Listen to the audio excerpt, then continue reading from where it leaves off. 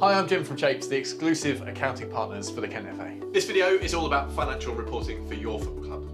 When it comes to reporting, and financial reporting in particular, there are 4 key things that you want to include in your accounts pack. The first is an income and expenditure sheet. This is a summary of the financial performance of your club over a period of time. The second report is a balance sheet. Now, this is an accounting term which refers to the financial position of your football club at a certain date in time. Thirdly, you need a list of who owes you money. And fourthly, you need a list of who you owe money to. You then want to figure out whether you report these things on a monthly or a quarterly basis. At the start of each season, you want to make sure that you've got an idea of what income you're going to receive and what expenditure you're going to have throughout that season. You want to make sure that you review your budget and make sure it's fit for purpose.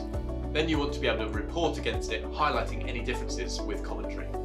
If you run multiple teams or have different elements of your club that you want to report against, consider adding departmental budgets or tracking categories to be able to bring those reports to life really easily.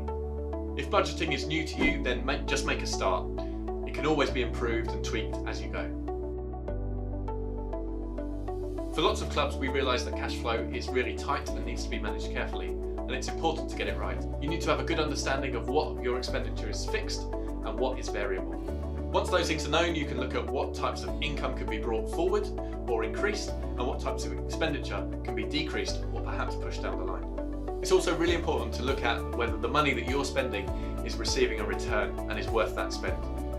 Some things sound expensive, but actually can generate a huge amount of return on that investment. A recent example from a club we're working with have just spent about £200 on some SumUp card readers, but they've already made that back comfortably with the gate income that they've received and the time and the admin that they've saved. It's also really important that your club has a financial reserves policy in place. A reserves policy sets out how much your club should have in cash at any point in time. It's intended as a buffer for your running costs and any unexpected necessary expenditure that the club may incur. Typically, we'd expect the club to hold 3 to 6 months of reserves at any point in time. If your reserves policy currently doesn't allow for that, then you want to be working towards that future balance. Check out our template reserves policy if you haven't got one in place at the moment.